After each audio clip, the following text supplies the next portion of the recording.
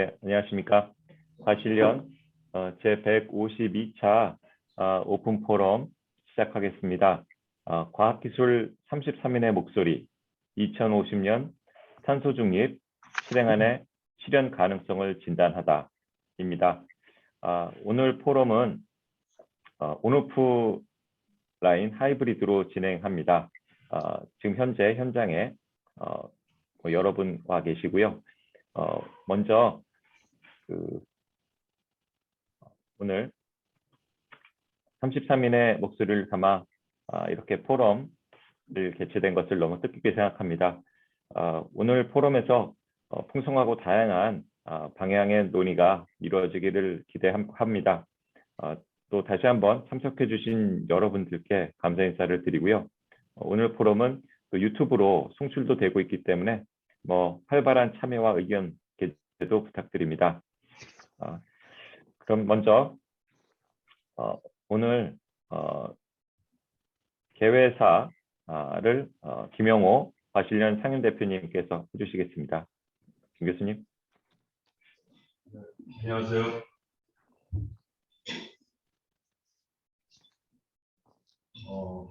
2년 전 작년 초에 이 유튜브로 처음 온라인 포럼을 할 때 굉장히 어색했는데 지금은 상당히 오히려 이게 더 익숙해지는 그런 느낌입니다. 정말 긴 터널을 지나오고 있는 듯한 느낌인데 그 코로나와는 또 별개로 우리 사회에는 대선이 다가오고 있고요. 그 다음에 또 하나 전 세계적인 글로벌 이슈 탄소 중립이 있습니다. 그래서 저희 과실련도 대선 투기를 만들었고 또 기후 에너지 투기를 만들었습니다. 그래서 저희가 올 말과 내년 초까지 이어지면서 가장 주요하게 해야 될 이슈가 다뤄야 될 이슈가 두 가지가 아닌가 합니다. 그 중에 하나가 오늘 저희가 발제하고 토론하는 탄소 중립 관련입니다. 저희가 탄소 중립에 동참하는 것은 저 개인적으로도 피할 수 없는 명제라고 생각을 하고 있고 또 탄소 중립처럼 많은 사람들이 공감대를 갖고 있는 이슈도 그리 많지는 않은 것 같습니다. 그런데 또 일각에서는 너무 속도전으로 가는 거 아니냐, 또 과학기술에 대한 분석이 제대로 되었느냐 하는 우려의 목소리가 굉장히 큽니다. 왜냐하면은 모든 걸 다 전기로 하자고 지금 하는 마당에 과학기술의 분석 없이 산업 전반의 대전환이 일어나기는 저는 굉장히 힘든, 또 타임라인까지 정해져 있어서 이런 대격변, 대전환을 과학기술 없이, 과학기술의 분석 없이 갈 수 있는가 하는 우려의 목소리가 큽니다. 그래서 저희도 제목을 과학기술 33인 무국의 인형으로 목소리를 내겠다. 과학기술이라는 이름이 숨겨져서 또는 안 들려서 지금까지 진행된 것 같아서 과학기술이라는 말을 아까 과감히 넣었습니다. 그래서 과연 저희 과학기술인이 봤을 때 이게 실현 가능한가에 대한 진단을 모색했고요. 오늘 지금까지 박재근 공동대표님이자 기후에너지 투기 위원장님께서 상당히 고생을 많이 하셨고 또 33인 이 바쁘신 중에도 설문조사에 참여하셔서 지금 그래도 오늘 이런 자리를 마련할 수 있었던 것 같습니다. 모든 분들 감사드리고요. 오늘 저도 잘 듣고 우리 과실련에서 해야 될 일이 무엇인가 모색하도록 하겠습니다. 네, 감사합니다.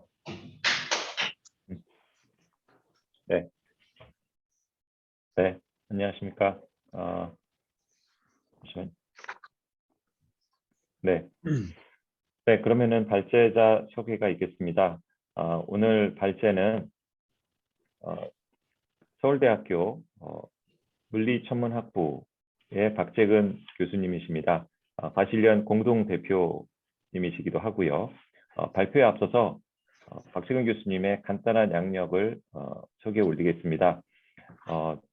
되게 길어서 제가 근데 네, 서울대학교 물리학과 지금 교수로 계시고요. 런던 임페리얼 컬러지에서 박사학위를 취득하셨습니다. 그리고 현재 서울대학교 양자물리연구단 단장님이시고 기초과학연구원 강상관물질연구단 부단장도 역임하셨습니다. 그리고 뭐 수상 경력도 여러 화려하십니다만 지금 현재 한국과학기술 한림원 정회원으로 계시고 2016년도에 대한민국 과학상도 받으셨습니다. 네, 박재근 교수님 큰 박수로 받아주시길 바라겠습니다.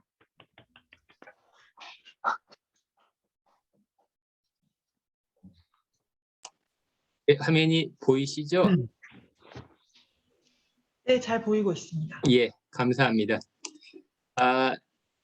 저기 아까 김영호 대표님이 말씀하셨지만 우리나라 사회적인 이슈 가운데 가장 과학기술과 밀접한 큰 파급 효과가 있는 이슈를 이제 다루는 오픈 포럼에서 발제를 돼가지고 굉장히 마음이 무거운데요. 왜냐하면 사안 자체가 굉장히 복잡한 사안이고 뭐 한 사람이 이제 이걸 다 소화한다는 게 상당히 힘듭니다. 근데 이제 뭐 그 소개된 대로 과실련 공동대표이자 이제 물리학자로서 이 사안에 대해서 저희 과실련이 이제 전문가 33분의 이제 의견을 듣고 그 의견에다가 이제 제가 조금 생각하는 부분들 넣어서 하겠습니다.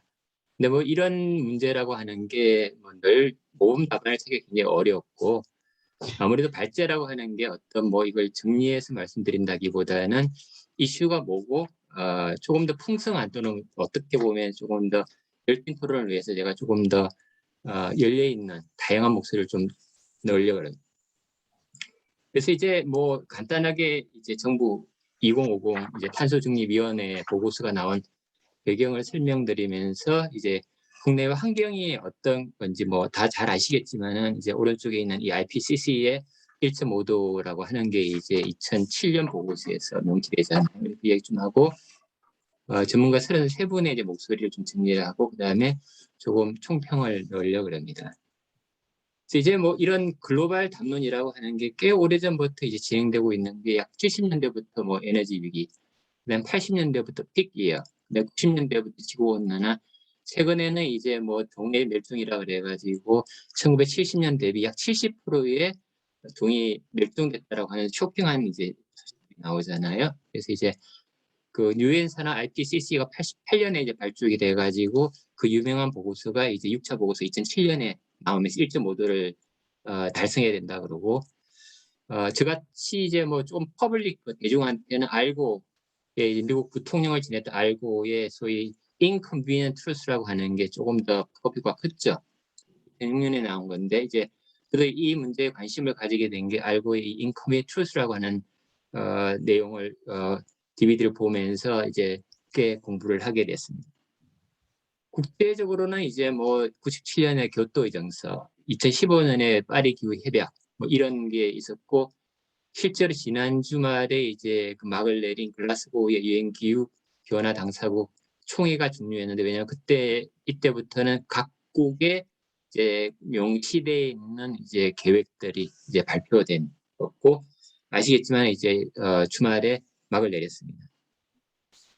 이런 배경에서 이제 우리나라 문재인 정부에서 작년에 이제 저탄소 사회비전 포럼을 발족을 해가서 서울대 정식 교수님이 위원장으로 하시고 약 70분의 이제 위원들이 활동을 하셨었고요.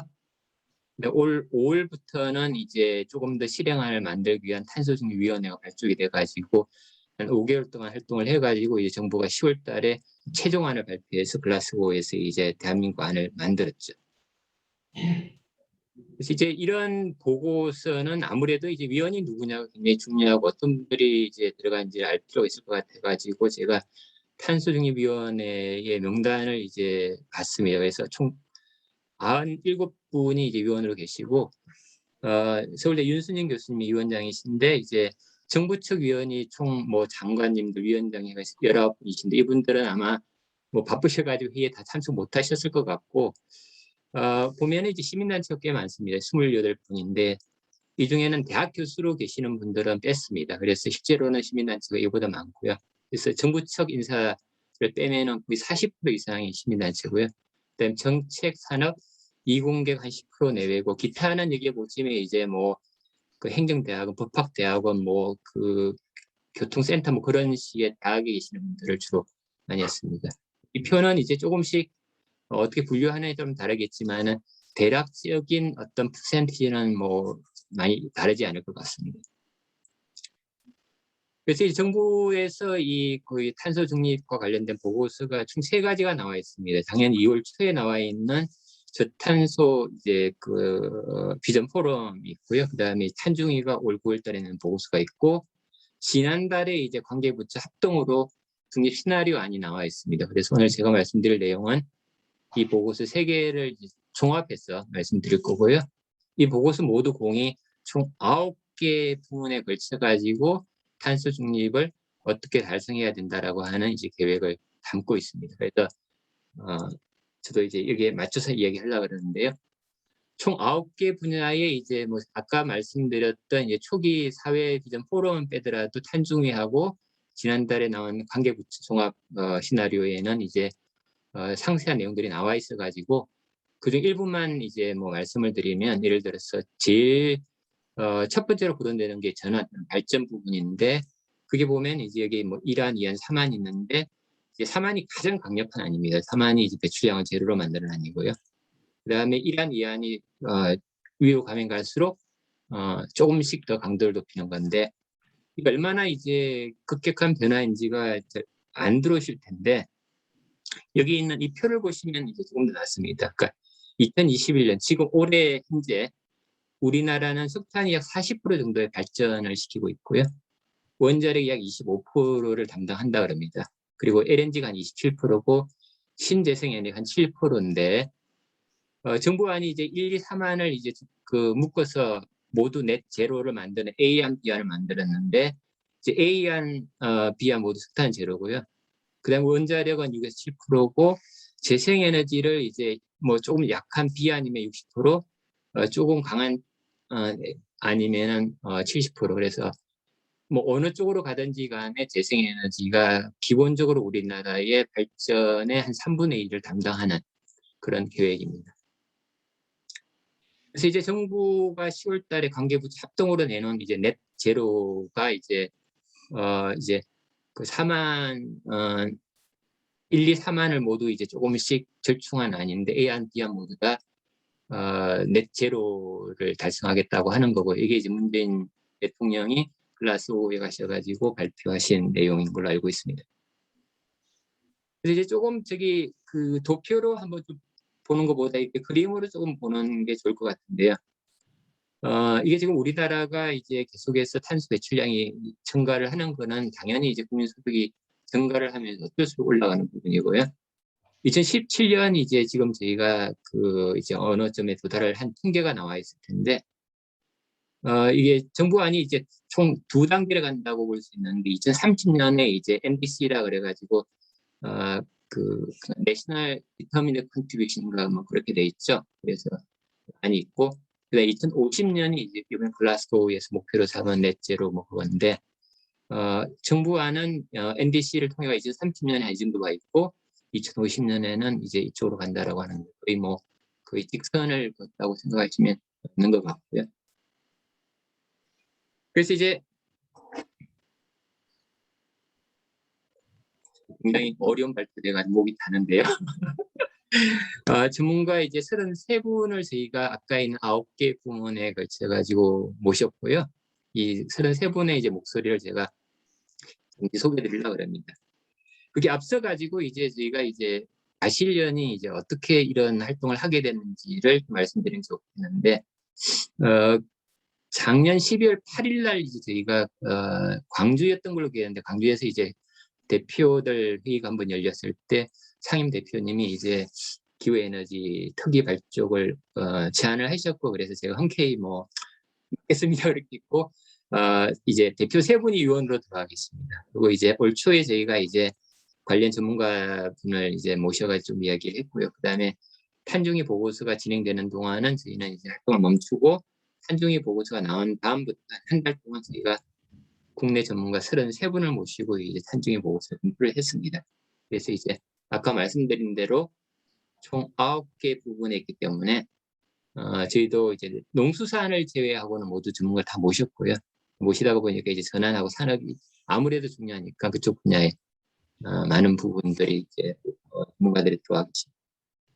그래서 이제 저희가 그 33분의 전문가들한테 이제 이렇게 설문조사를 하면서 총 2개의 이제 보고서를 드렸습니다. 아까 말씀드렸던 살비전 포럼 작년에 나온 거하고 올해 탄중이 보고서 2개를 이제 검토를 딱 드렸습니다.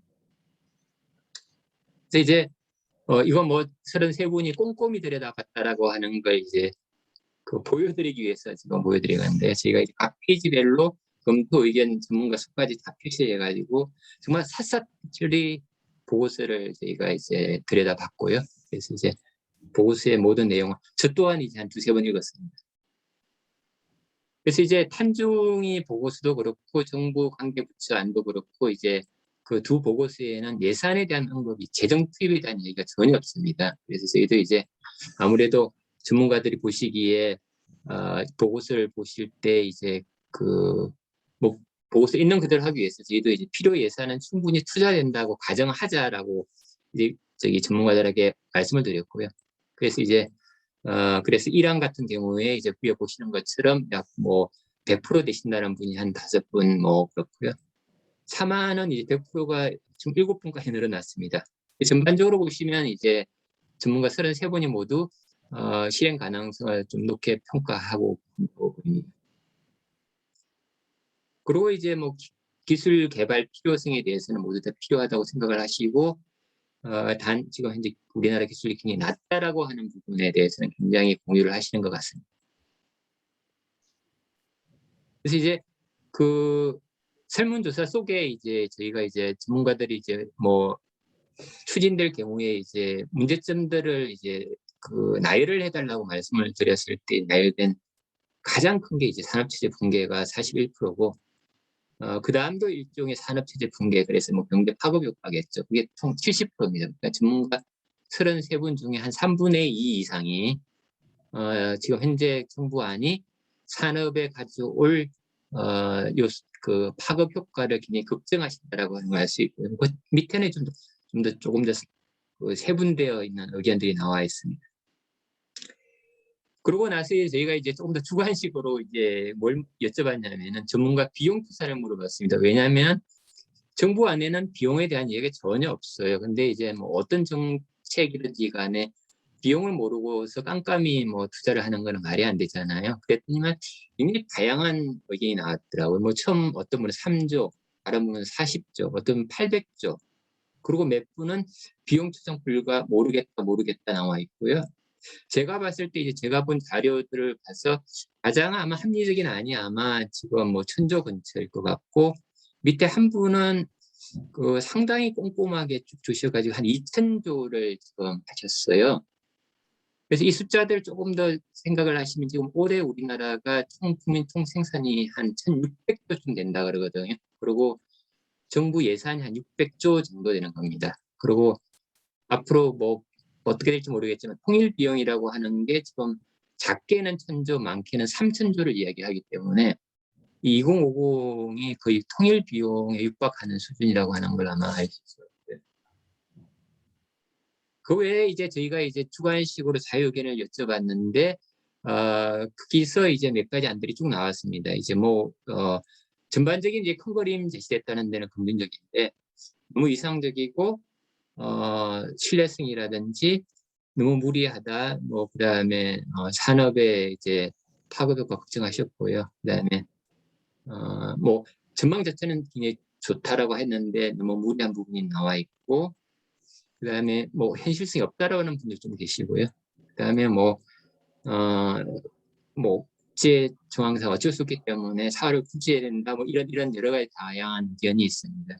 그래서 이제 이런 의견을 이제 쭉 놓고 남아있는 한 10분 조금 안 되는 시간 동안에 제가 좀 정리를 하려고 그러는데요. 뭐 이게 정리라고 하는 게 여기서 멈춰도 될 것 같기는 한데 너무 지금 이제 아까 김용호 상임대표도 말씀하셨지만은 그 33분의 이제 객관적인 지표와 주관적인 지표 사이가 이제 조금 상반된다고 볼 수도 있고 그런데 이제 그게 아까도 말씀드렸지만 결국은 정부 안에 뭔가가 굉장히 많이 빠져 있다는 느낌이 들잖아요. 그래서 이제 그 부분을 좀 말씀드리려고 그러는데 그 제가 이제 이 정부 보고서를 한 두세 차례 읽고 정리를 하면서 도대체 그 우리나라 언론들은 어떻게 생각하나 그래서 좀 살펴봤습니다. 그래서 이제 뭐 쭉 보니까 상당히들 다들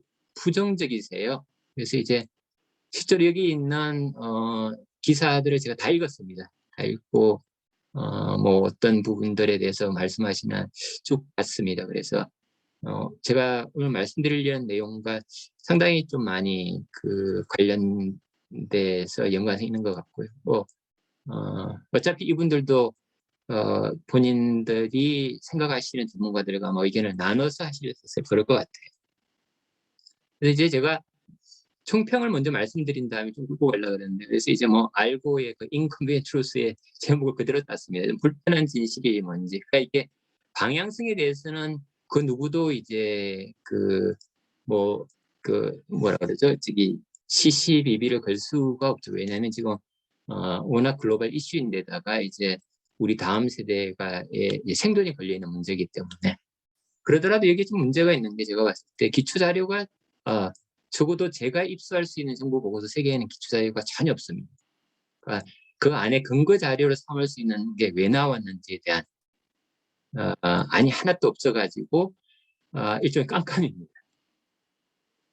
그 다음에 이제 뭐 제가 조금 이따 말씀해 드리겠지만 정책이라고 하는 거는 기본적으로 최적화 문제잖아요. 뭐 자연 이제 이공계를 보면은 그러면 이제 변수가 뭔지 그다음 변수의 특히 시간적인 함수가 중요하거든요.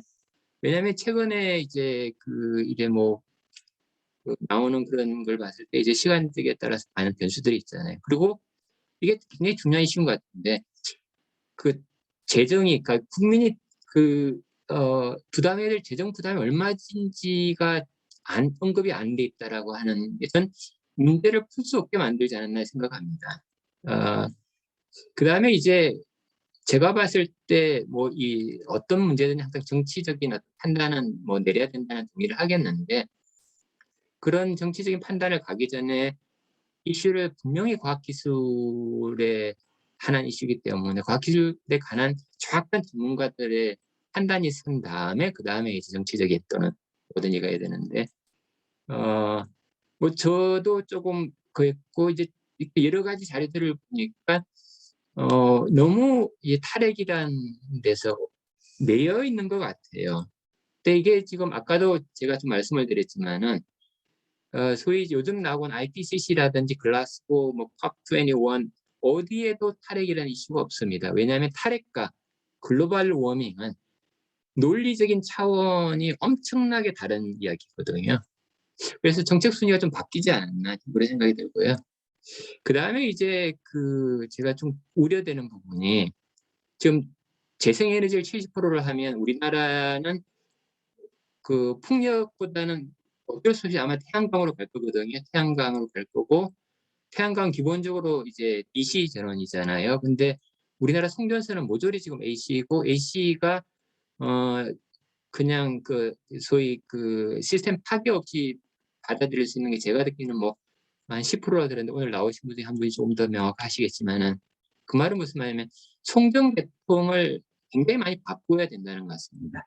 그래서 그 비용 산출이 필요한 것 같고요.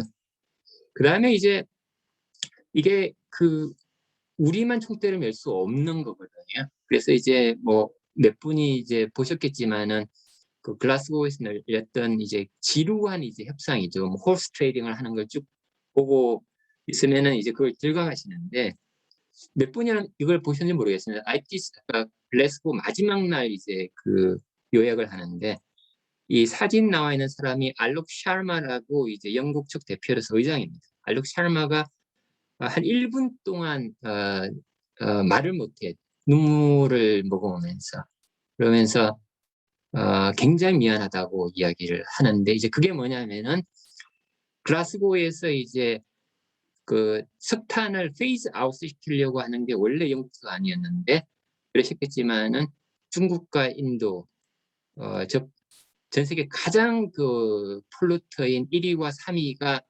합쳐서 페이즈 아웃이라는 단어 대신 페이즈 다운이라는 단어를 썼습니다. 그래서 기본적으로 석탄 발전 폐지가 이제 의정서에 들어가지를 않았어요. 그러니까 이제 이게 상당히 난감하게 된 거죠. 그래서 이제 전 세계 기후 관련되는 여기 뭐 그 썬보고 그런 여러 사람들이 이거 워터 다운 시킨 거다라면서 반발하고 있는 이유가 이겁니다. 근데 뭐 그 결론적으로 말씀드리면 이건 과학기술적인 문제 플러스 이제 굉장한 복잡한 문제고 글로벌 정책적 시각이 반드시 있어야 된다는 거. 근데 이제 그 제가 이 안을 들여다보면서 조금 불편하면서 좀 우려스러운 게 이건 뭐 저기 이제 과학자가 보는 정책 예, 방향이기 때문에 여기 지금 정책을 제대로 하시는 분들이 보면 어떨지 모르겠는데 적어도 유럽에 있는 이제 제가 뭐 거의 한 15년 이상 기후 관련되는 기사들을 읽고 이제 뭐 저기 유럽, 터키, 영국이죠. 이제 그런 사람들의 기사들을 쭉 보면서 하나 가지 강조하는 게 뭐냐면은 할 수 없는 걸 갖다가 사람들은 얘기하면 사람들이 포기한다라는 거거든요. 그래서 실현 불가능한 계획은 아무리 의도가 좋아도 정책적 위험성이 있다고 봅니다. 그래서 예를 들어서 오른쪽에 있는 게 진짜 우리나라 감축안과 여러 나라를 비교를 한 건데 감축안이라고 하는 게 결국은 뭐냐면 국민소득 또는 국민의 그 고통 감내를 전제를 하는 건데 뭐 여러 가지 지표가 있겠지만 제가 간단히 그 국민소득을 한번 생각해 봤습니다. 그럼 우리가 한 3만 불 지금 뭐 언저리 있잖아요. 그래서 일본 뭐 다른 나라 이미 3만 불을 오래전에 했으니까 여기 나와 있는 표상에서는 일본이 이제 92년도에 3만 불에 도달을 했고요. 우리가 대충 2020년 근처에 이제 3만 불에 도달을 했잖아요. 그럼 일본하고 우리가 한 30년 격차가 나는데 일본의 지표를 보시면 한 지난 30년 동안 이제 이게 잃어버린 30년이기 때문에 그럴 수도 있는데 적어도 그 카본 에미션이 거의 플랫합니다. 그 말은 무슨 말이냐면은 우리나라가 3만 불이던데 지금 현재 경제 상태가 유지된 상태라 그러면 이 카본 에미션 자체가 굉장히 플랫한 게 자연스러운 현상이라는 겁니다. 근데 우리 정부와는 지금 이걸 2050년까지 딱 직선을 그은 거거든요. 이게 얼마나 가능한 모델링인지 정말 잘 모르겠어요. 그래서 오늘 전문가 의견을 좀 듣고 싶고요. 그 다음에 이제 그 한 가지 더 지적하고 싶은 게 이런 정책에는 항상 이제 그 뭐 리스크라고 하는 게 늘 있잖아요. 뭐 아까 말씀드린 듯이 이제 재정적인 위험 부담도 있습니다. 그다음에 국민이 받아들일 수 있는 그런 이제 억셉턴스한 레벨이 또 다를 거고요. 그다음에 이제 이번 탄중이 보고서를 보면서 제가 발견한 게 뭐냐면 이렇게 지정학적인 리스크가 들어가 있더라고요. 그게 뭐냐면은 탄중이 보고서에 이런 이제 그 전환 부분에 이제 원자력에 대한 이야기를 하면서 이런 이제 있습니다. 그러니까 지금 우리나라가 제가 알기로 원자력 발전이 총 21기인가 알고 있는데 그걸 9기를 일단 줄이고 1안, 2안, 3안으로 가는데 아까 말씀드린 3안이 가장 강력한 안인데 계속해서 원자력 비중을 낮춰요. 그러면서 이제 여기 하시는 분들이 전문가 의견은 1안, 2안인데 3안은 이제 탄중위에 통과하시는 분들 의견이겠죠. 제게 10년간 원전 평균 이용률이다 이런 식으로 해가지고 하셨어요. 뭐 여기까지도 가는데 이분들이 내놓은 안 속을 들여다보면 갑자기 동북아 그리드라고 하는 게 나오는데 1, 2안에 중국, 러시아에서 약 5기가와트 조금 넘게 가죠. 이건 뭐냐면 원전 5개 정도가 지금 돌아가는 거고요. 근데 이게 좀 웃긴 게 중국, 러시아가 월스 플루트거든요. 전 세계 가장 그 환경 오염이 심한 나라인데 이런 데서 가져오는 것도 문제고 송전망은 분명히 북한을 통과해야 될 것 같고 그리고 요즘 요소수 문제도 나오지만 만약 이 중국이나 러시아가 어느 순간에 이 송전선을 중단해 버리면 5기가와트가 지금 아까 정부 안한 넷대를 거의 가까스로 맞지는 않을 거거든요. 그러면 이건 치명적인 걸 요소수에 능가하니까 왜 이런 걸 했나? 잘 모르겠어요. 그래서 제가 봤을 때 이건 너무 탈핵이라고 하는 목표에 뭘 맞추려고 하는 그런 예가 아닌가 그렇게 좀 겁니다. 그래서 이제 그 물리학자로서 이제 탄중이 보고서를 보면서 몇 가지 좀 궁금한 점도 있고 생각을 말씀을 드리면, 그 기본적으로 이제 탄중이 보고서에 들어갈 이제 중요한 이제 요소들 또는 어떤 뭐 크라이테리언을 해야 되나요? 그건 이제 이 세 가지겠죠.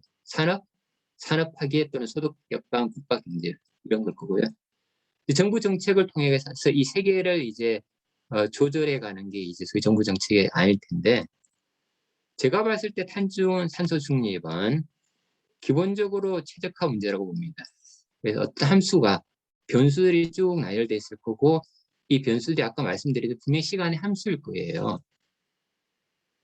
근데 그 탄중이 보고서 어디에도 이 변수들이 시간에 따라 어떻게 바뀔지에 대한 정보가 없습니다. 물론 이건 뭐 굉장히 어려운 문제입니다. 왜냐하면 불과 지난 1년 사이에 이게 뭐 저기 그 석탄부터 천연가스까지 원자재 가격이 4배에서 2배로 폭등을 했거든요. 근데 이제 이 변수들의 시간에 대한 정보가 없으면 기본적으로 이 최적화 문제는 앞으로 30년을 풀어야 될 문제인데 풀 수가 없는 상태가 될 거고요. 그 다음에 이제 모든 최적화 그래도 항상 이제 그 코스트가 들어가 있는데 코스트가 없이 어떻게 문제가 풀리나는 것도 좀 고민이고요. 그 다음에 여기에 지금 함정이 또 다른 함정이 있습니다. 이제 뭐 이걸 제어를 좀 해보신 분들은 금방 이해를 하실 텐데, 복잡한 시스템의 이제 제어가 굉장히 이제 기본적으로 PID라고 하는 어떤 컨트롤 파라미터가 들어가는데, PID를 그 시스템들을 뭐 최적화시켜 보신 분들은 금방 아실 텐데, 여기서 데리버티브가 굉장히 위험합니다. 그래서 이제 PID를 쓰시는 분들은 D라는 변수들의 동률 변화율을 최소화시키려고 노력들을 하시죠. 여기에 이제 근본적인 과학 문제가 들어가 있습니다. 그게 뭐냐면은 이 변수들이 독립 변수면 그나마 조금 변수를 풀기가 쉬운데, 이 변수들이 서로 얽혀 있는 변수들이거든요. 왜냐하면 산업이 분배되면 소득이 역광할 거고, 소득에 대한 국가 경제가 휘청할 때고, 국가 경제가 휘청하면은 국민들이 감내할 수 있는 CO2 에미션의 리덕션에 대한 심리적인 마지노선이 급격하게 줄어들 거거든요. 이게 대표적인 복합 가책의 문제라서 이건 정말 풀기 힘든 문제입니다. 이 해 속에는 케이오스들이 이제 들어가겠죠. 혼돈 속에. 근데 이제 이런 그 복합 다책의 이런 문제들을 풀 때 사람들이 심리적으로 느끼는 게 캐도 남마의 충동을 항상 느낄 것 같아요. 근데 절대로 전 이런 그 충동을 휘둘리면 안 된다고 생각을 합니다. 그래서 그 쭉 보고서를 보면서 느꼈던 느낌이, 이건 교각사루다 라는 생각이 좀 많이 들었어요. 그래서 전 지금 현재 탄소 중립안을 새로 만들어야 된다는 생각이고요. 다음 정부가 반드시 초기부터 해야 될 거라고 생각이 되는데, 그래서 조금 제안을 드립니다. 첫 번째는 이건 뭐 나중에 정치적인 판단이 이루어지는 것까지는 동의를 하겠는데, 기본적으로는 과학기술 전문가가 모여서 모든 가능한 방안을 정파적이나 정치적인 요소를 배제해서 만들어야 되고요. 그 다음에 이제 산업계의 의견이 반영되지 않는 미래지향적인 건 없습니다. 국민 경제가 망가졌는데 어떻게 CO2 에미션이 나오나, 이건 불가능은 아닌 것 같아요. 그 다음에 이제 2050년 그러면 아직도 30년이 남아있으니까 정권이 6번이 바뀔 거잖아요. 그러니까 5년짜리 정권을 뛰어넘는 국가 미래를 설계를 해야 된다고 저는 생각이 됩니다.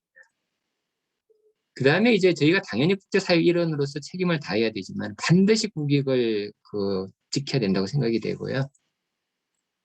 근데 이제 이번 그 글라스고 회의를 주관한 영국 정부에서 가장 급진적이고 가장 환경 친화적인 게 노동당인데, 지금은 보수당이죠.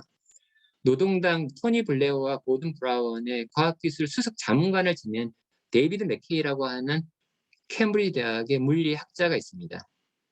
데이비드 맥케이가 이제 토니 블레어와 고든 브라운의 이제 소위 환경 정책을 자문을 하고 나서 죽기 직전에 쓴 책이 있습니다. 그 책 제목이 뭐냐면 Sustainable Energy고 부제가 뭐냐면 Without the Hot Air예요. 이 데이비드 맥케이가 이 책에서 하고 싶었던 이야기는 뭐냐면, 이건 냉정한 객관적인 지표 싸움이다. 뭐가 우리가 감정적으로 하는 그런 게 가능한 한 빠진 상태에서 과학적인 담론이 이루어져야 된다는 걸 슬퍼를 했습니다. 그래서 제가 봤을 때 탄소 중립은 아까 뭐 들어가야 될 비용적으로도 통일 비용이랑 거의 맞먹기 때문에 저는 이건 전쟁이라고 봅니다. 어느 전쟁이 그렇듯이 늘 국가 총력전이 벌어져야 되고요. 그래서 어떤 특정한 그 집단들의 의견이 아닌 국민 전체가 합의할 수는 아니어야 되고, 그 다음에 모든 사람들이 아무리 작은 숟가락이라 동의하고 동참을 할 수 있도록 많이 만들어야 된다 생각이 되고요. 그 다음에 아까 이제 우리나라 기술에 대한 그 평가에도 있지만은 어느 나라든지 이 탄소 중립을 만들기 위해 최적화된 나라는 아무것도 없습니다. 그래서 어떤 나라든지 반드시 강점이 있고요. 반드시 약점이 존재합니다. 그럼 강점과 약점이 있을 때는 취할 수 있는 가장 현명한 건제 생각에 강점으로서 약점을 커버해야 된다고 생각이 돼요. 그래서 이런 그 어떤 생각들이 녹아 들어가 있는 탄소 중립안이 조속히 만들어져야 되지 않나 이렇게 생각합니다. 경청해 주셔서 감사합니다. 네, 발표 잘 들었습니다. 그 다음은 저희 토론으로 들어가겠습니다. 토론의 좌장을 맡아주신 늘 우리의 포럼 위원장이신 안현실 위원님께 부탁드리겠습니다. 안 위원님. 네, 고맙습니다. 우리 임시영 교수님 수고하셨습니다. 박재근 우리 서울대 교수님 발제 자료 중에 물리학적 관점에서 그런 게 굉장히 인상적으로 저는 와닿았고요. 어떻게 보면은 다목적 함수를 지금 풀어야 되는 어떤 그런 상황에서 굉장히 나름대로 좋은 인사이트를 주셨다고 생각합니다. 그리고 맨 마지막에 이런 그 여러 가지 의사결정과 관련해서 여러 가지 어떤 그 레코멘데이션도 말씀을 해주셨는데 어떡하죠? 이 세상의 모든 의사결정은 정치적 의사결정이라는 그런 주장도 있거든요. 그래서 이 정치적이라는 부분을 과학기술하고 또 대비시키는 부분에 대해서 또 이런 정치학자 쪽에 대해서 굉장히 또 많이 반론도 또 제기하기도 합니다, 사실은. 어쨌든 간에 우리 그 과실의 입장에서 굉장히 중요한 어떤 그 메시지를 담아서 이렇게 레코멘데이션을 해주셨고요. 이 부분은 굉장히 존중을 하겠습니다. 지성 토론을 시작하도록 하겠습니다. 오늘 네 분이 나오시는데요. 두 분은 온라인, 두 분은 오프라인 이렇게 진행됐습니다. 우리 오프라인 쪽에 이렇게 나오신 두 분은 먼저 소개해드리면 김민수 우리 서울대학교 기계과학부 교수 나오셨습니다. 네. 그리고 우리 안지환 한국지질자원연구원의 탄소광물화 사업단 단장님 나오셨습니다. 그리고 온라인 속에 문성일 서울대학교 전기정보공학과 교수님 나오셨습니다. 고맙습니다. 그리고 마지막으로 이준호 고려대학교 신소재공학과 교수님 나오셨습니다. 고맙습니다. 자, 지정 토론은 원래 공지문에 적혀 있는 순서대로 하겠습니다. 우리 먼저 김민수 교수님, 네, 시작해 주시죠. 네네.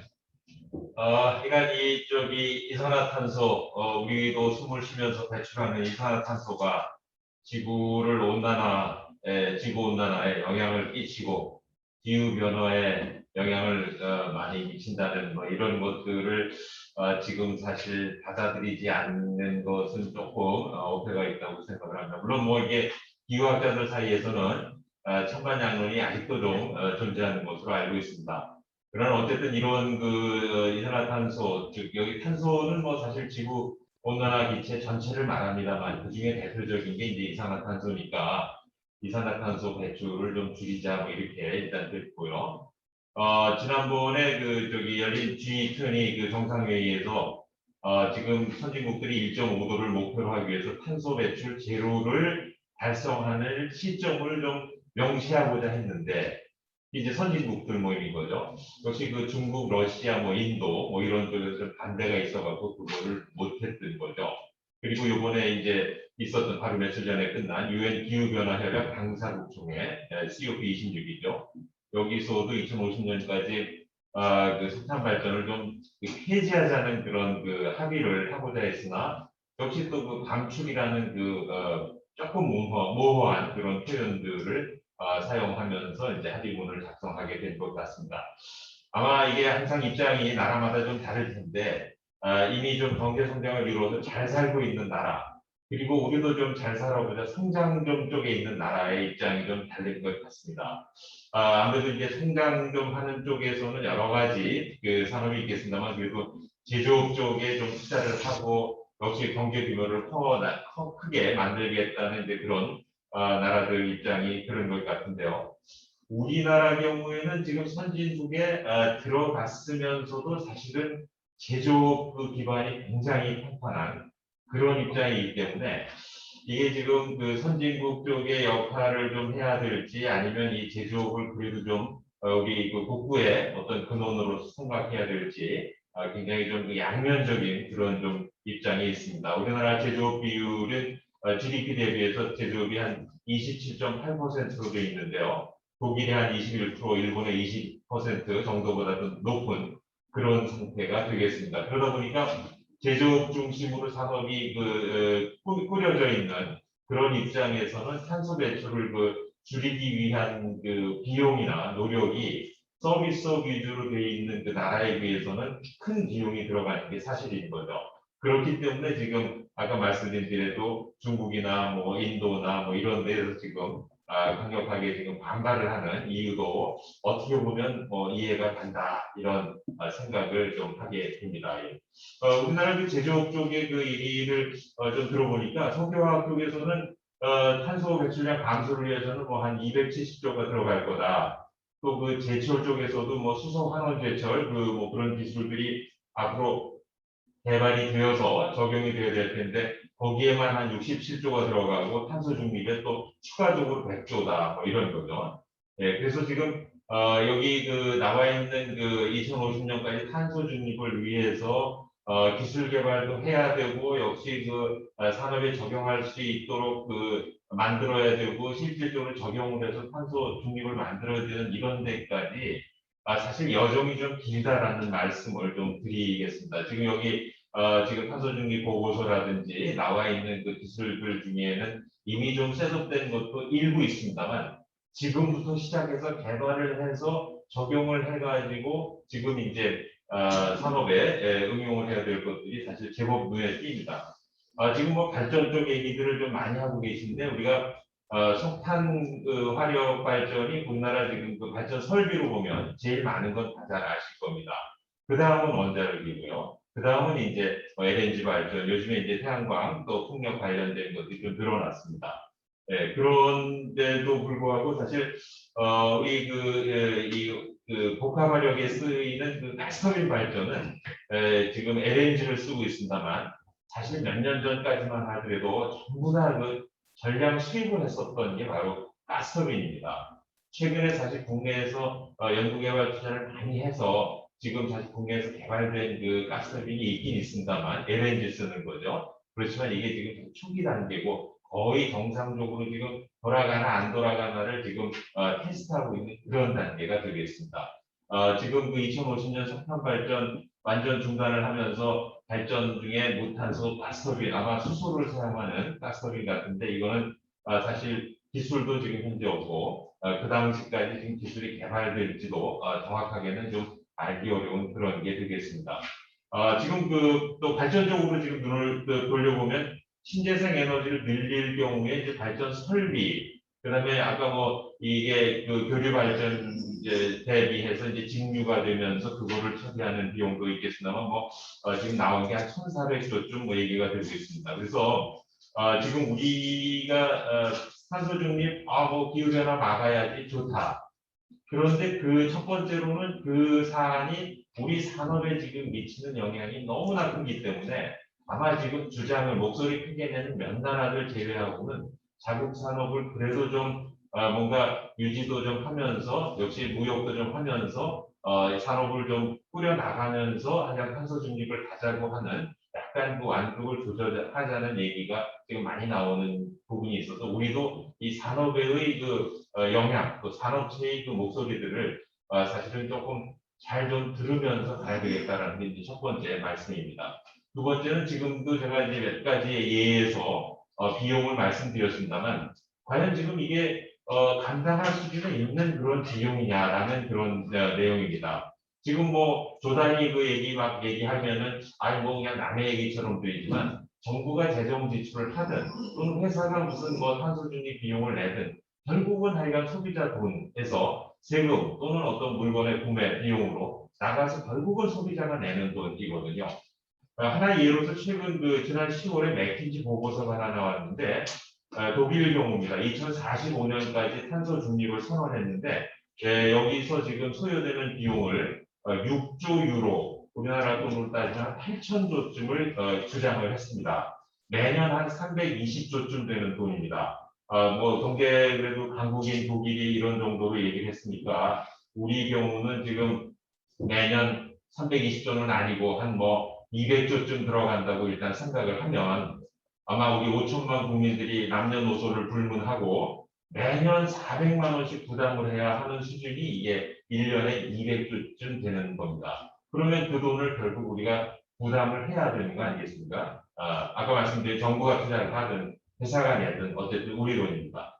최근에 사실 그 요소수 대란 이게 별개의 문제인 것 같습니다만 사실은 이 나라에서 사실 석탄을 주되게 지금 사용하고 있는데 석탄이 그 부족한 상황이 벌어지면서 이 석탄에서 추출한 암모니아 그리고 또 이런 과정 중에 전기가 많이 쓰이는 이런 그 과정을 거쳐서 만들어지는 그 요소가 생산이 사실은 조금 어렵게 됐고 우리나라가 요소수 대란을 갖다가 지금 겪고 있는 거 아니겠습니까? 앞으로 지금 어떤 그 난이 또 일어날지 모르겠습니다. 굉장히 불편하셨죠. 이거는 지금 사실 시작에 불과하다고 생각됩니다. 그래서 이 비용을 좀 부담을 하면서 그리고 지금처럼 예를 들자면은 석탄도 안 쓰고 석유도 예를 들자면 줄여나가고 천연가스도 나중에 궁극적으로 줄여나가면 사실 우리 생활에 약도 만들어야 되고 옷도 만들어야 되고 이런 거 다 지금 석유에서 자원 나오지 않습니까? 그래서 그런 것들을 우리가 지금 감내할 준비가 되었느냐. 그래서 우리들도 그런 것들을 이해하는 시간이 좀 필요하고 비용 부담도 지금 할 좀 마음에 좀 그 준비가 좀 필요하다 이런 말씀을 좀 드리면서 이 탄소 중립으로 가는 거 좋은데 일단 좀 이 산업의 지금 영향도 고려를 좀 해야 된다. 그리고 역시 대다수의 우리 국민들이 느끼는 또 부담해야 될 그럴 부분들도 공감대를 형성하면서 가야 된다라는 말씀을 드리겠습니다. 예, 고맙습니다. 자, 다음 우리 문성일 교수님 부탁드립니다.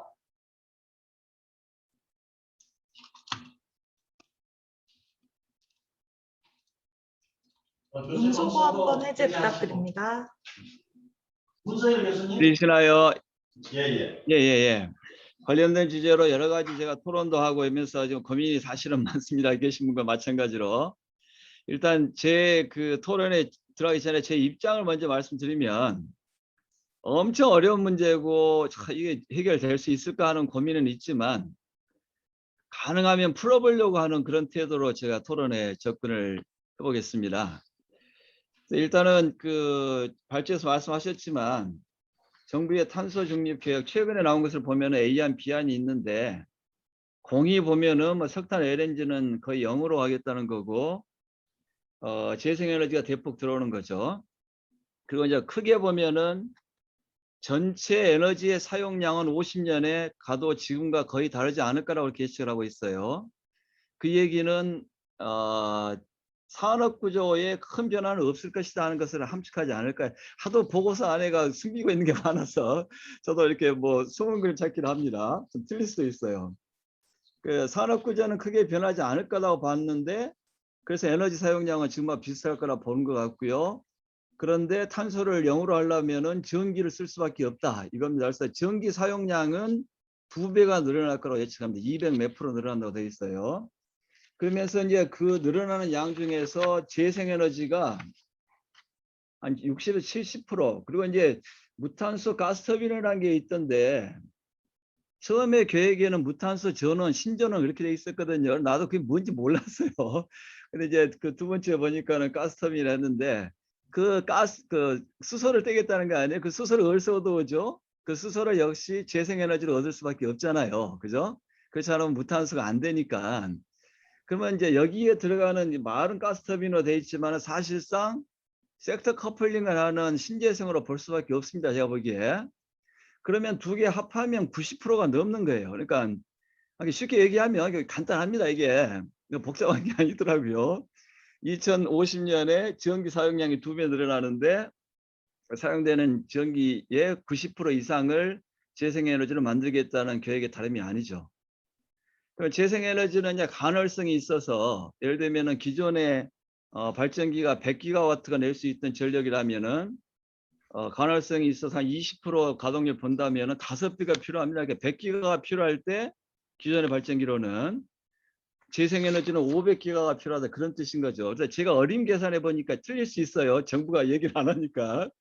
이 그 자료가 얘기하는 것은 재생에너지가 700기가와트 정도 수준이 필요하다는 것을 함수하고 더 필요할 수도 있을 것 같아요.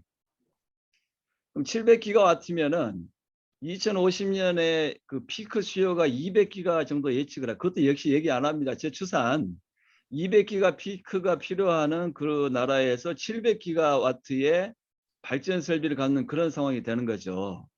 그럼 상식적으로 생각해도 700기가가 다 전력을 내고 200기가 수요밖에 없고 그 피크도 그거밖에 안 되는데 500기가를 어떻게 처리를 하죠? 이런 문제가 아주 근본적인 문제입니다. 정부의 계획은 제 평가로는 탄소 중립을 위해서 필요로 하는 발전원의 포트폴리오 내지 양을 제시를 했다고 봅니다. 근데 정작 더 중요한 것은 아니 재생에너지를 만들기만 하면 뭐하죠? 이걸 실어 나르고 접속해 주지 않으면 의미가 없잖아요. 전력망에 대한 그 설비의 그 변화 혁신이 사실은 재생에너지의 보급보다 더 선행돼야 되는데 거기에 대해서는 언급이 있기는 있는데 거의 없다시피 합니다. 그리고 이제 비용 얘기도 하시는데 지금 뭐 우리 토론자께서 말씀하신 비용도 제가 들어보면은 다 발전 비용이에요. 발전 비용. 그런데 전력망 비용은 발전 비용보다 더 들 수 있어요. 대한민국에 돌아다니는 자동차가 더 비쌀까요? 도로망이 더 비쌀까요? 한번 계산해 보세요. 저는 도로망에 더 많은 돈이 투자되지 않았나 싶고 전력망도 비슷합니다. 만약에 발전 쪽에서 1,500조가 필요했다면은 전력망 쪽에서 1,500조 플러스 알파가 필요할 수 있어요. 그러니까 여러분이 말씀하시는 투자 비용에 최소한 곱하기 2를 해야만 현실적인 숫자가 되는 거고 제 추산으로는 뭐 한 3,000조 이것도 틀릴 수 있어서 자신 없습니다만 하도 얘기를 안 해주니까 제 혼자 계산해 보면 그런 수준이 나옵니다. 뭐 근거를 꼭 대라면은 뭐 어설픈 근거도 될 수 있습니다. 아무튼 전력망에 대한 얘기가 나오지 않고 거기에 대한 어떤 대책이 없이 재생에너지를 언급하는 것은 의미가 없다고 봐요.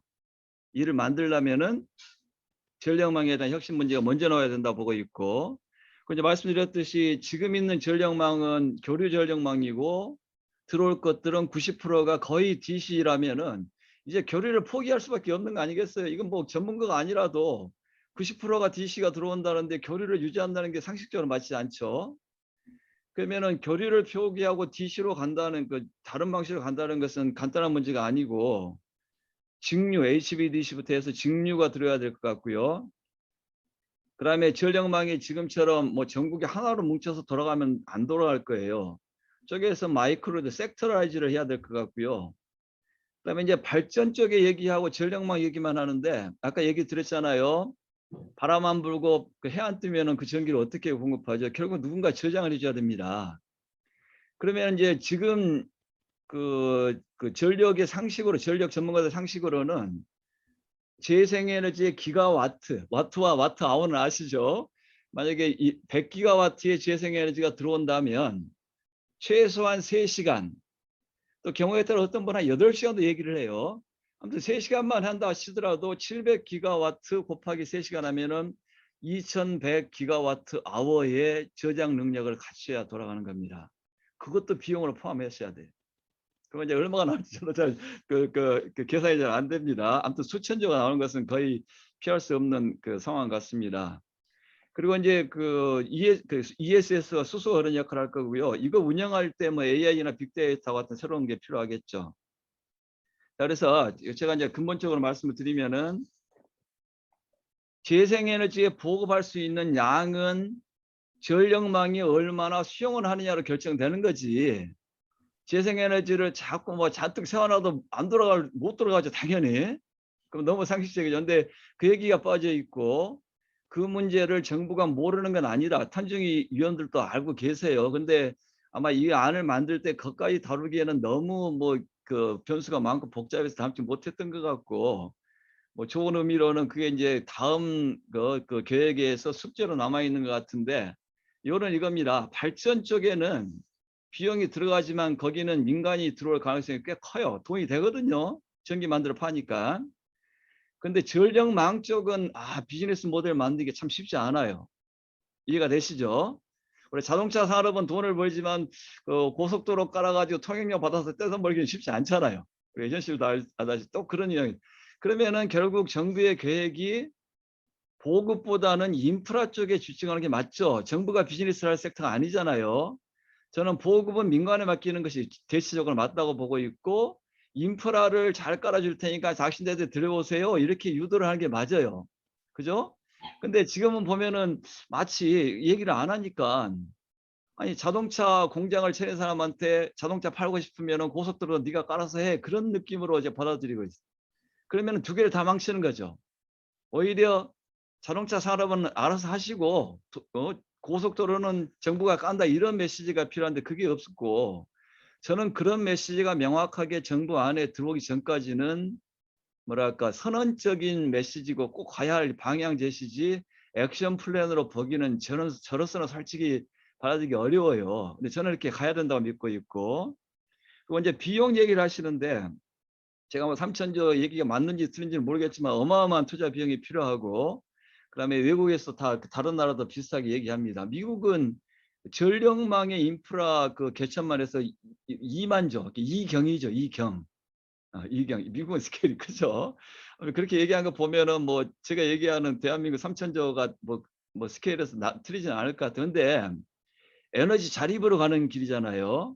그래서 지금 현재 에너지 수입 비용이 아마 연간 150조 안팎일 것 같습니다. 3천조라고 하시면 20년 비용이에요. 그렇게 친다면.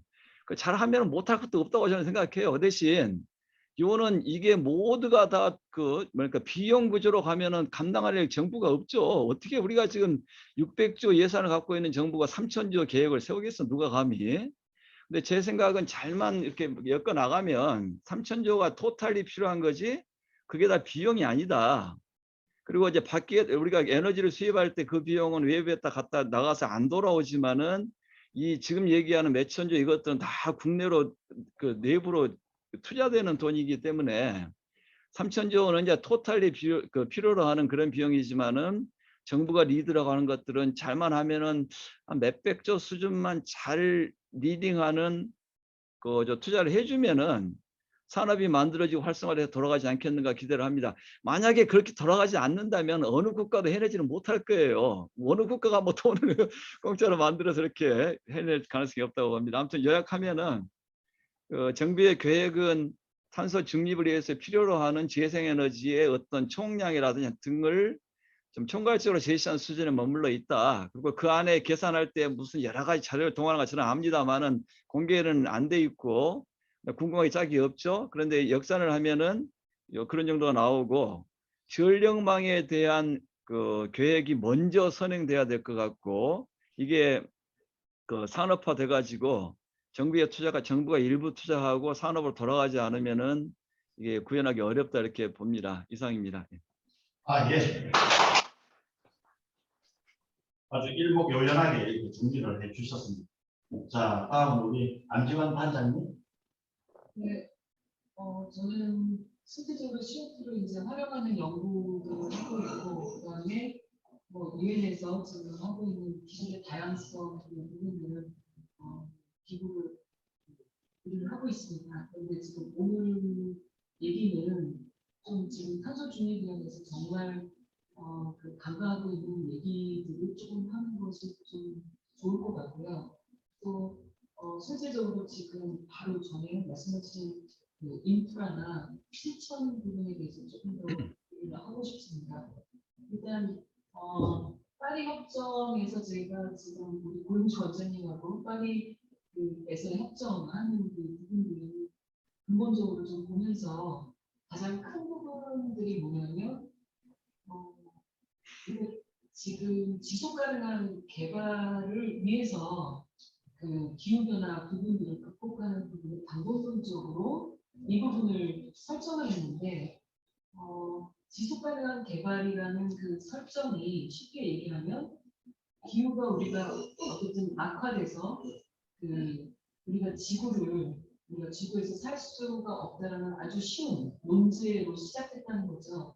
그래서 결국은 몇백 개 그 국가가 합의한 거는 결국은 그 전에 우리가 논의했었던 기술에 대한 다양성 부분들을 우리가 지금 요구하는 부분들로 바뀌어졌고, 그리고 거기에 지속 가능한 개발 부분을 하자라고 논제가 됐는데, 그 지속 가능한 개발을 위해서 유럽이, 미국이, 일본이 다 이미 50년씩, 40년씩을 지속 가능한 그 사회로 다 바꿨거든요. 근데 이제 지금의 우리나라가 그 노력을 한 그 위치 유럽하고 선진국들하고 굉장히 차이가 나는데, 지금 우리는 눈높이를 똑같이 한다는 그 설정이 잘못됐다는 거죠.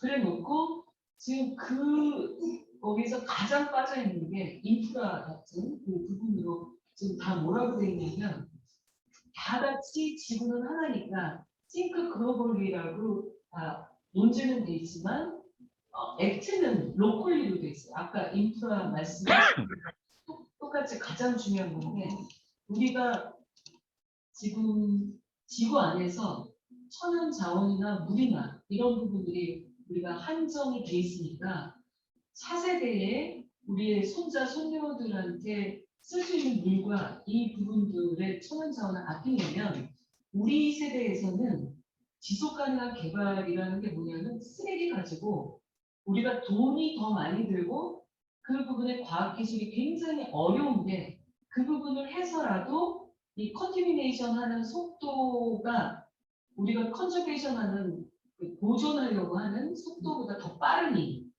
과학기술 메커니즘으로, 이번에 파리 협정은 기술 메커니즘으로 과기부가 그걸 대응하겠다라고 해서 NB 당사정부가 해놓고, 그리고 모든 예산들은 3사부가 가져가고, 그 다음에 실질적으로 산업을 하는 부분들은 환경부가 하고, 이런 원래 융합이라는 본질을 보면 화학적으로 하나를 다 만들어가지고 새로운 하나를 만드는 건데, 탄소 중립이라는 게 하나를 새롭게 만들어야 되는데, 지금 돈은 실질적으로 벌써 이미 많은 예산들을 지금 풀고 있다는 거죠.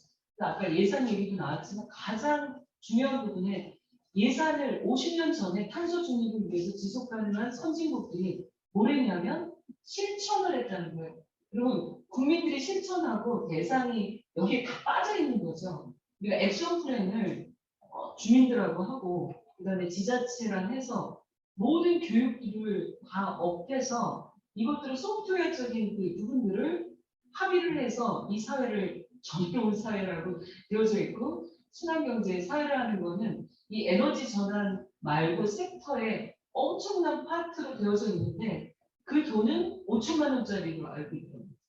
그러니까 그거는 5천억이 아니라 몇 조 정도를 이미 50년 전에, 40년 전에 이 부분을 실행했는데, 이 갭이 있는 거를 거기 있는 걸 카피해서 우리가 지금 똑같이 수행을 한다는 거는 우리 수준이 안 맞는 건데, 지금 탄소 중립을 거기에 수준을 맞췄다는 거는 저희가 지금 50년 부분들에 다시 역행을 해서 우리가 많은 과학기술이 이런 주민들하고 그다음에 이런 사회적인 변화를 위해서도 노력을 해야 되는 부분들의 돈이 일본만 해도 대통령령으로 만들어서 그 지속 가능한 개발을 벤치마킹을 유럽을 해서 50년 걸렸던 걸 20년으로 줄이고, 그 다음에 지금 얘기하는 에너지 전환에 우리 전기 자동차, 태양광 이런 부분들을 그 위에다 올렸고, 그리고 지금 유럽은 이제 디지털 부분을 그거에 가려고 하는 부분이 하나 있고, 그다음에 어떻게든 경제성이 나고 내구성을 위해서 재제조라는 부분들을 우리 지금 사람으로 보면 우리는 동맥 산업인데 나머지 부분은 쓰레기를 다 보면 생활 쓰레기 아니면 산업 쓰레기 이건 정맥인 거죠. 이 정맥 부분을 정의로운 사회라는 구현을 위해 가지고 모든 부분에 새로운 신산업으로 그린 뉴딜이라는 부분을 좋게 얘기해서 지속 가능한 새로운 산업으로 다 만들어 가지고 이거를 만드는 것에 대한 교육 부분들까지 아주 유아서부터 이런 부분을 다 만드는 거에 아예 사회를 다 바꾸는 것에 대한 노력 부분을 우리 하드웨어적인 이제 우리 이 부분들만큼 돈을 어마어마하게 써서 그 사회를 다 바꾼 노력이 있는데 그거는 덜러덩 비어져 있다는 거죠. 그건 인식 자체를 굉장히 작은 비용으로 생각을 하는 건데 우리가 이렇게 되면 선진국으로 굉장히 가기가 어려운 그 뒷목에 되게 써 있어서 가장 심각한 거는 이 많은 예산들을 우리가 로드맵이나 이런 부분을 고칠 수가 있죠. 근데 일부 부처는 벌써 실행을 해서 그 많은 예산들을 쓰고 있다는 거. 그래서 경쟁하듯이 벌써 쓰고 있다는 게 굉장히 힘든 그 문제이기 때문에 이거는 그 일본의 사례처럼 그 벤치마킹을 잘해서 대통령령으로 이 부분을 하나씩 해야 되는데 이거 n분의 1로 나눠가지고 하드웨어만 하고 있다. 이게 가장 큰 거고 아까 그 핵심적인 얘기를 하셨는데 유럽도 타운 아니면 로컬리 뭐그 프라빈스나 뭐 이런 식으로 해서 이 부분들을 다 순환으로 교육으로 뭐 이런 부분들에서 다 주민들이나 이런 걸 해야 되는데 우리 초등학교나 이런 부분 기후변화와 같이 패키지를 실천하는 모델들은 결국 초등학교 교육들을 다 묶어서 어른들하고 같이 해서 이 부분을 사회를 전환하는 정말 이런 그 부분인데 탄소 중립에 어느 곳도 그 부분이 있지는 않다는 거죠.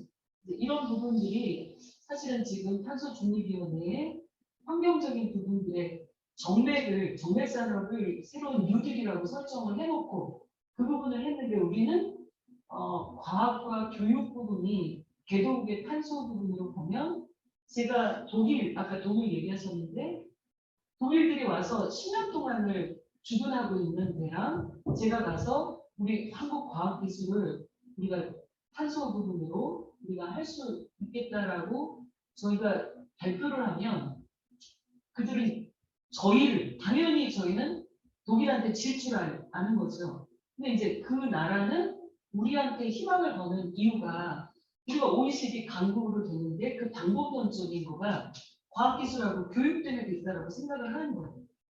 그래서 이제 우리는 그 기후변화 관련된 탄소 부분에 관련된 모든 그 크레딧이나 이런 부분들을 우리가 가서 독일하고 경쟁해서 이길 거라는 생각을 못하고 가지만 그들은 우리들한테 우리의 경험을 해서 자기네가 잘 살고 싶고 이런 부분으로 뭔가 탄소를 통해서 뭔가를 지속 가능한 개발을 하고 싶은 거예요. 근데 정작 우리는 이런 동맹만 치우치고 사실은 선진국인 모양으로만 가려고 하지 그 많은 예산들을 이런 여러 가지 실천하고 전체 거기 우리 탄소중립위원회의 실천 부분의 로드맵을 보면 에너지 재난 부분만 우리가 논란하고 있지 여기에 똑같은 3분의 1 부분으로 우리가 정의로운 사회 그다음에 실천하고 취약계층을 뭔가 이렇게 하는 이 부분 소프트웨어적인 부분들 그다음에 교육이나 뭐 이런 부분들 이런 부분 어떻게 방법론적으로 좀 안아서 그 예산들을 업하고 우리 국가 경쟁력까지 할 수 있을까? 이 부분은 어느 부서에도 저희가 설문조사 하는데 많이 없는 게 아니라 아예 없더라고요. 이제 그런 부분의 취지가 그래서 저도 이게 진짜 뭔가 잘못되면 안 되겠다라는 부분에 저는 진짜 제가 하는 기술들은 다르지만 우리가 이걸 아는 것들을 조금 이제 계속 우리가 큰 소리를 좀 해야 이 예산이 딴 데로 가면 안 되지 않을까 하는 거에 동참하고 싶은 부분입니다. 이상입니다.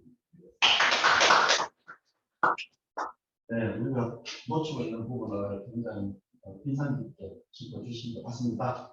이준호 교수님. 네, 저 안지현 박사님께서 굉장히 중요한 말씀을 해주신 것 같아요. 실은 저희가 이게 이제 과실련이다 보니까 실은 많은 분들이 저희가 모든 걸 다 과학으로 해결하려고 하는 그런 이제 우를 범할 때가 많은데 실은 과학보다 더 중요한 것이 정책이고 그 정책을 통해서 사회를 변화시키면 과학으로 해결할 수 없는 부분들을 또 많이 해결할 수 있거든요. 근데 저도 과학자고 공학자다 보니까 항상 얘기하다 보면 과학이 모든 것을 해결해 줄 수 있을 것 같은 그런 신념에서 좀 움직일 때가 많은 것 같아서 저도 좀 반성하고요. 그런 부분에서 저희가 좀 여러 가지 생각들을 해야 될 것 같습니다. 제가 근데 정부 보고서를 보고 나서 느낀 첫 번째 느낌은 뭐냐 하면 아까 박재근 교수님께서 결국은 이 CO2 문제는 최적화 문제다라고 얘기를 해주셨는데 정말 최적화를 못 풀고 있구나라는 생각을 했습니다. 무슨 얘기냐 하면 지금 나와 있는 보고서는 그냥 각 산업 요소별 아니면 어떤 에너지 분야별 그 사용량의 총합을 나열해 놓은 것에 불과하거든요. 근데 이렇게 되면 이건 최적화라고 할 수가 없죠. 그러니까 전통적으로 우리나라 공무원들이 부처 간 벽이 있지 않습니까? 뭐 산업부 안에서도 산업부에 있는 어떤 부처가 그 예산을 쓰려고 하면 그 과제에 대해서는 옆에 있는 부서에서 절대 건들 수도 없는 그런 형태로 되어 있는데 제가 봤을 때 이 보고서가 전형적인 그런 스타일로 되어 있습니다. 왜냐하면 CO2 문제라는 것은 어떤 부분에서 CO2를 절약하기 위해서는 전 생애적인 고찰이 필요하거든요. 특히 이제 선진국에서는 이미 이 CO2 저감을 위해서 그러한 시스템들이 많이들 개발이 되어 있는데 예를 들어서 영국 같은 경우에 아까 이제 영국 글래스고에서 막 눈물을 흘렸다라는 말씀도 해주셨는데 영국 같은 경우에서 건축 쪽에서 예를 들어서 리바라는 게 있습니다. 리바는 뭐냐 하면 실질적으로 건물을 지을 때 그 건물에 들어가는 재료는 CO2 배출량을 얼마만큼 생산해서 만들었고 또 그 재료가 중간에 이제 수리하거나 보수하거나 했을 때는 CO2 배출량이 얼마나 되고 또 그것들을 이용해서 건물을 운영하게 되면 그 에너지 효율을 생각해서 CO2 배출량이 또 얼마나 되고 그리고 최근에서는 그렇게 해서 용도 폐기된 건축물을 가지고 그 안에서 나오는 자원을 재활용했을 때 이 재활용하는 자원이 천연 자원으로부터 우리가 얻는 재료에 비해서 얼마만큼 CO2를 저감할 수 있는가까지도 다 포함해서 저희가 총체적으로 CO2 배출량을 산정하는 그런 방식을 취하고 있거든요. 그렇게 하게 되면 실은 제조 과정에서 CO2 배출량이 많은 어떤 제품이라도 중간에서 우리가 보존하거나 사용하거나 에너지 효율을 높이거나 아니면 그것을 리사이클할 수 있는 가능성이 많다면 오히려 그런 소재들을 더 적극적으로 활용할 수 있게끔 실은 영국 같은 데서는 이미 제도적으로 그런 것들을 만들었습니다. 그런데 우리나라는 지금 이번에 그 나온 안을 보면 아무리 어떠한 소재나 재료가 그 뒷공정에서 CO2 배출량을 저감한다 할지라도 그 소재 자체가 한번 CO2가 많이 배출된다라고 하면 주홍 글씨를 새겨서 이것은 정말 우리나라에서 없어져야 될 산업인 것처럼 낙인을 찍고 있다는 것이죠. 대표적인 것이 원자력 그리고 철강 이런 석유화학 이 세 가지 분야라고 저는 생각을 하는데 이 세 가지 분야가 실은 그 뒷공정에서 굉장히 많은 부분에 있어서 CO2를 절감해주고 우리 사회 전체적인 효율을 높여주는데 기여를 하고 있음에도 불구하고 그 산업 자체에서 그 재료를 생산하는 과정 혹은 에너지를 생산하는 과정에서 CO2를 많이 배출한다는 그 이유만으로 지금 굉장히 탄압의 대상이 되고 있거든요. 그래서 저는 조금 안타깝습니다. 이번에 그 보고서 보니까 아까도 그 보고서를 작성하신 분들 중에 환경단체에 소속하신 분들이 꽤 많다라고 얘기를 해주셨는데 이 환경단체에 소속하신 분들이 왜 기업체에 대해서만 그렇게 날카로운 잣대를 댔는지 우리가 국민들이 생활 방식을 통해서 CO2를 어떻게 절감할 수 있을까에 대한 안들을 내셨으면 굉장히 좋지 않았을까. 예를 들어서 이런 것들입니다. 저희가 지금은 근무를 할 때 뭐 예를 들어서 우리나라는 지금 그 서머타임도 적용하고 있지 않지 않습니까? 그럼 서머타임을 어떻게 적용할 것인가? 아니면 우리가 출퇴근할 때 에너지 소비를 많이 하고 있지 않습니까? 그러면 예를 들어서 근무지를 꼭 회사로 직접 가는 것이 아니라 집 근처에 있는 어떤 공유 오피스로 출근을 해서 우리가 출퇴근할 때 사용되는 에너지를 줄이는 것은 어떻게 할 것인가? 뭐 이런 것들을 실은 시민사회단체에서 의견을 내어서 단순히 과학기술뿐만 아니라 우리의 삶의 패턴을 바꾸는 방법을 통해서 어떻게 CO2를 저감할 것인가. 그리고 그러한 삶의 패턴을 바꾸는 방법에 있어서 어떠한 추가적인 기술 개발이 필요할 것인가. 이런 얘기들을 조금 했었어야 2050년에 지금 제한된 기술들은 2050년에 가야 될똥말똥한 기술들밖에 없지 않습니까?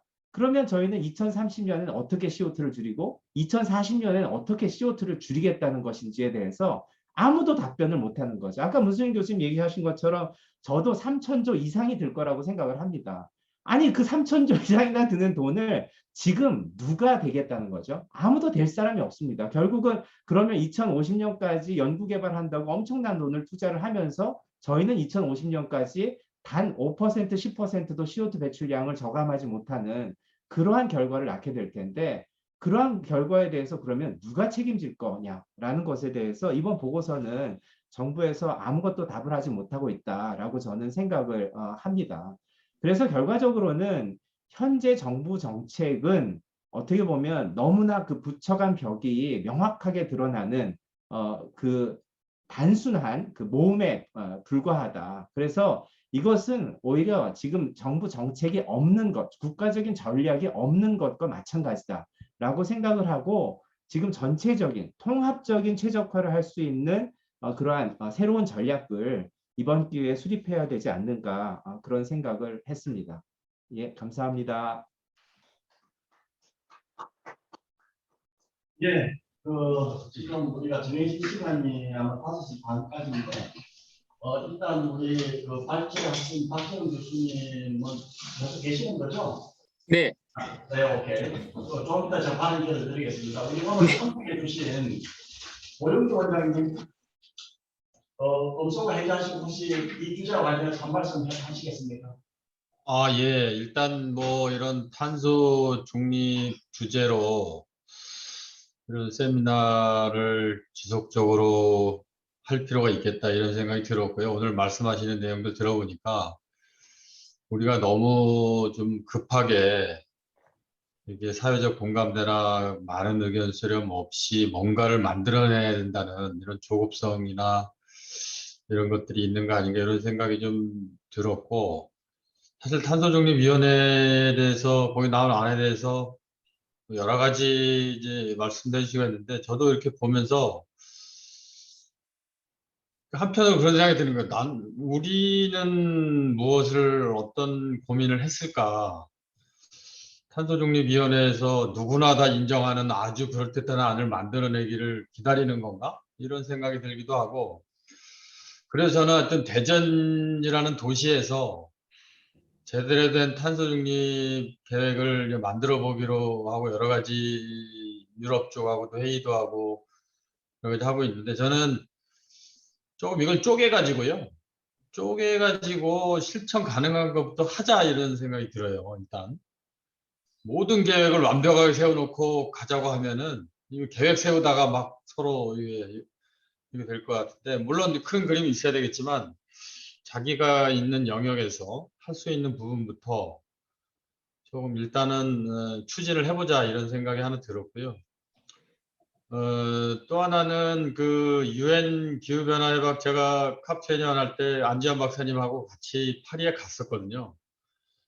그때 핵심적인 이슈가, 예전에는 이게 기후변화 대응이 환경과 비용 이슈였는데 그걸 다 코스트로 보는 거죠.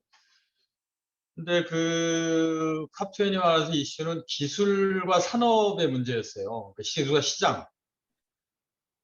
그러니까 그런 거잖아요. 기업이 돈을 벌려면 어떤 산업을 일으키고 어떤 기술 투자를 한다 이렇게 접근하잖아요. 그러니까 탄소 중립이라는 거를 하나의 환경 규제나 비용으로 보는 게 아니고, 우리가 앞으로 돈을 벌려면 이 기술에 투자하고 탄소 중립 산업으로 가야 된다. 이런 어떤 구조화 작업이 굉장히 중요하다는 거죠. 그리고 국가가 그걸 다 투자해서 뭐 할 수도 없고, 그럼 민간이 반도체 투자해서 돈 벌듯이 탄소 중립 기술과 인프라와 이런 여러 가지 산업에 투자하면 우리가 돈을 벌 수 있다. 이런 쪽으로 바꿔내는 것이 굉장히 중요하지 않을까. 그래서 그 기후협약에서도 그럼 어떤 기술이 필요하고 어떤 시장이 필요하냐 이런 논의가 굉장히 많이 됐었거든요. 근데 우리도 그런 논의들 조금 더 많이 해야 되지 않을까 이런 생각이 들었고, 또 한편으로는 그 안지환 박사님도 뭐 교육 여러 가지 이런 시민 실천 이런 말씀하셨는데, 조금 뭐 이 초중고생을 대상으로 한 이 탄소 중립의 미래, 그 초중고 학생들이 유럽에서는 그거를 제가 덴마크하고 하고 있는데 4개 학교를 묶어서 그린 스쿨 그 프로젝트를 하는데 한 2천억인가를 투자하더라고요. 5년간. 그래서 초중고 학생들이 탄소 중립을 하려면 뭘 고쳐야 되느냐, 아이디어를 내면 학교를 다 고쳐주고 뭐 이런 걸 막 해요. 그래서 그 친구들이 졸업하면 막 창업을 하거든요.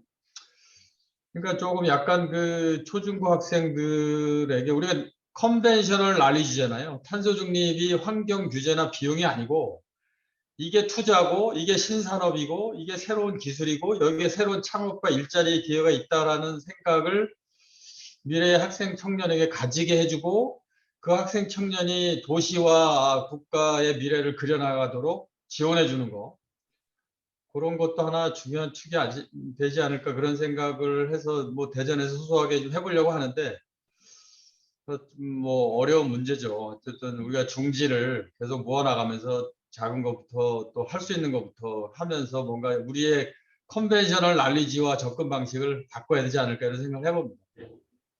예, 고맙습니다. 자, 우리 발제 하신 우리 박재현 교수님 지금 토론 네 분이 들으시고 발제하신 입장에서 뭐 답변을 좀 해주시죠. 먼저 그 네 분이 그 각 분야에서 전문적인 의견을 주셔가지고 제가 뭐 답변을 드리는 거는 안 맞는 것 같고요. 왜냐하면 이슈 자체가 워낙 복잡하고 제 전문 분야를 많이 넘어서는 부분이 있기 때문에 솔직히 제가 이제 뭐 네 분이 그런 이야기를 좀 듣는 입장이었고요. 다 뭐 저기 오롯이 말씀하신 것 같고, 발제를 한 사람으로서 굉장히 고민이 많았습니다. 왜냐하면 탄중의 보고서를 보면서 참 답답하더라고요. 근데 어느 정도까지 얘기해야 되나 그랬는데 다행히 네 분의 목소리가 뭐 저랑 어느 팀맥스 한 통하는 점이 있어가지고 이제 감사드리고요. 그다음에 약간 저기 그 뭐 저기 그 아전인수격이지만 제 생각에 이번 일을 하면서 과실련이 정말 NGO 시민단체로서 해야 될 일이 크다는 걸 절실했습니다. 답변 대신에 제가 2가지 이야기를 하고자 합니다. 먼저 그 유럽에서 특히 영국에서 이 분야에 가장 큰 목소리를 내는 사람이 조지 몬비어터라고 하는 가디언 기자예요. 조지 몬비어터가 가디언에 칼럼을 쓸 때마다 늘 하는 말이 있습니다. 이건 기본적인 개개인의 희생이 있는 사실을 명확하지 않으면 이건 그냥 헛소리다.